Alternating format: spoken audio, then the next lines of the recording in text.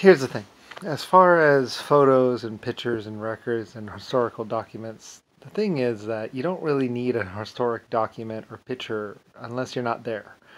And the thing was, because I had factories and things and stuff going on all over the world in all different times, and just I had so much going on, like the first nuclear experiments, the first lots of things, oil pumps, all kinds of stuff. Thing was, is I wanted a record of how my people were doing, what way my people were in, and just basically what was going on. Because I wasn't actually there, but yet I was paying for all these things. Like I was paying for canals, I was paying for research, I was paying for lots of stuff. I had invented a fair amount of stuff myself, and then I was commissioning more stuff to be done.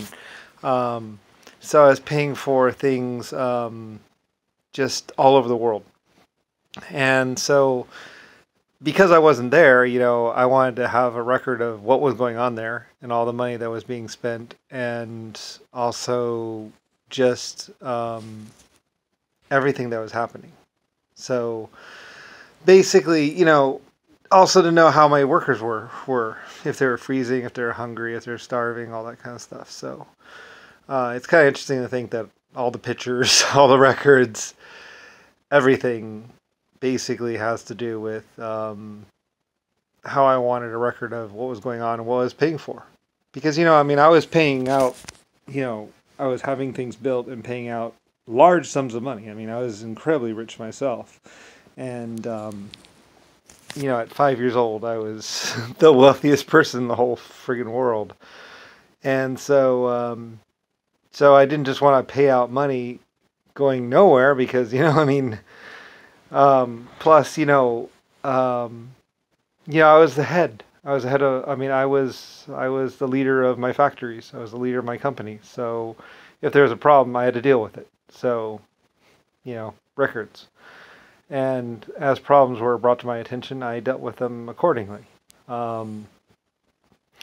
As far as killing and punishment, the only punishment I ever ordered out to be given was for the loss of life, and that was possible whipping.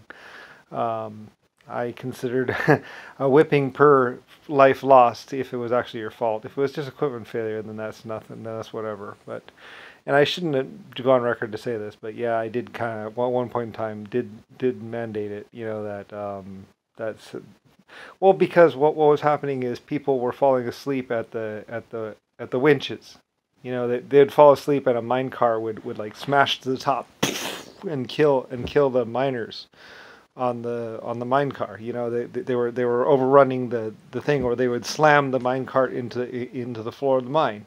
And it's like, and so I actually mandated a research project based on that. 30 miners or 25 miners would be killed because the guy didn't watch how many times the spool went down or where the cable was. They would misjudge the bottom of the mine by like 20 feet and right into the ground. And it's like, oh, well, 6 miners just died. So what kind of punishment do you give for that? And I thought, well, I don't know, at least a whipping, something. Which may have been a mistake on my part. And because of that, though, I was like, well, realistically, I need to deal with it. So what I then mandated was a little system to be able to tell where the mine car was or where the cable was in the thing, which was later on installed on every mine. I did a lot of stuff with my people really in the time and space there. I would say, okay, well, that for that person we'll do this, but for everybody else, let's go ahead and start on that. And so and then all the mines were retrofitted, and you can see the little things, and they even developed a sounding system, to tell that little thing on the show, which tells the mine car the operator what to do. A communication system between the mine and the operator was developed after that. So, but needless to say, at least 3 or 5 people died or it happened a couple times, too many times actually, and I don't know. Anyway, though, but I did mandate it. It's kind of like one of those things, because and maybe it was wrong of me. I don't know, but it's like, what do you do? Put them in jail for a couple of days? Um, and like somebody would, sometimes they would get distracted with the conversation or something. I don't know.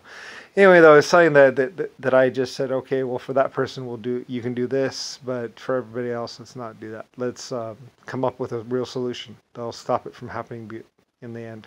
I mean, I really ran my companies really like close.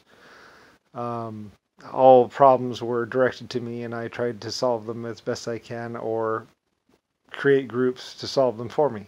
So, and that did happen a lot. Anyway, so pretty much, it's kind of funny though, but almost all records had something to do with me. I mean, at least the record keeping part, I wanted a complete record of everything that happened. So, at least for me or other people, to see, what was going on, basically, or at least how much other people were messing up.